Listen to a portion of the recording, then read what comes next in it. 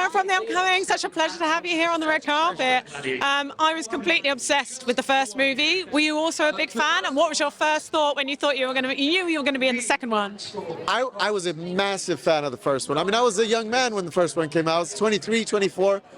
And so it had a huge impact on me. I was Maximus. I was a young, newly graduated actor, ready to take on my own empire, and there's Maximus doing the same thing. And so finding out that I was in the second one, I come from a family of filmmakers. Both my brothers are directors, and we've loved Ridley Scott since we could crawl.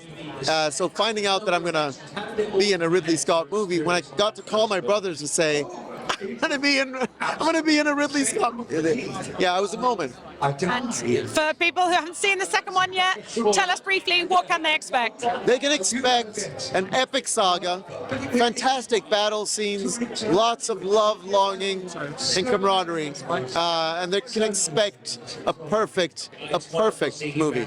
The scenes with your character, it kind of gives us some much-needed respite from sort of the darkness and the violence that we see in other parts of the film, and you share some incredible scenes with Paul Mescal.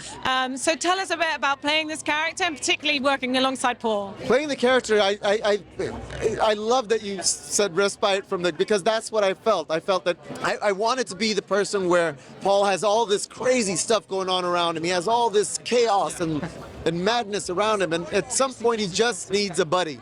He needs someone he can just sit with and call an old man, and they can have a little bickering back and forth and just have a little fun. And then obviously it grows into more than that. But I really loved that relationship. And then working with Paul, who's one of the most generous actors that you could work with, and incredibly talented, obviously.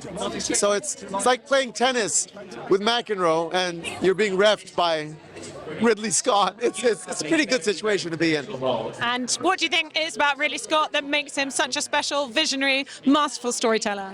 I think he just leaves nothing to chance. Nothing. Everything is thought out meticulously. He thinks about everything. The shoelaces on the extras.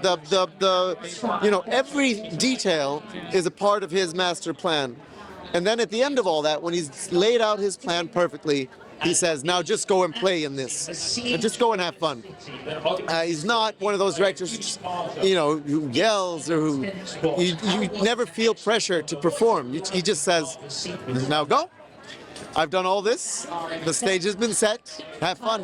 When you watch it, I mean, just the scale of the production values and the attention to detail. What is it like when you set foot on there, and what is it like working with all these people? It's unbelievable. I had riding lessons every morning in Malta, and sometimes when they weren't shooting on set, we'd ride down onto set and just ride through the streets of Malta, streets of ancient Rome.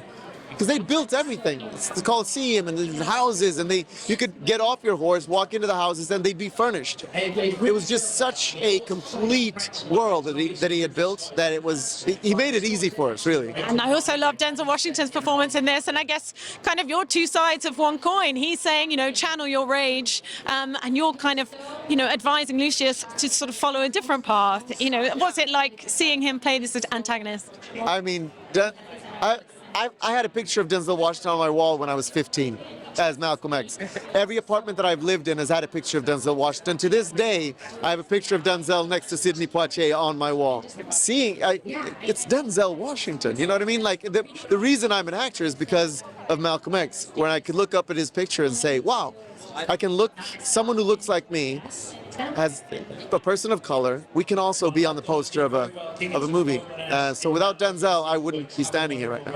And finally, what do you think the takeaways are from this film? I mean, it really transports people to a completely different era. There's so many amazing emotional beats as well as the action scenes. And I guess, there's a message in there about following what you believe in and not letting power fall into the wrong hands. Absolutely. I think that you summed it all up perfectly. I think that's what the story is. It's about love, it's about regret, and it's about a little boy who lost his parents and just trying to find a little bit of camaraderie and love in a crazy, crazy world. I can't tell you how it ends though, but that's what he's after. What's next for you after this? I'm off to shoot another film in just a couple of weeks, so we'll see. It probably won't be scaled like this.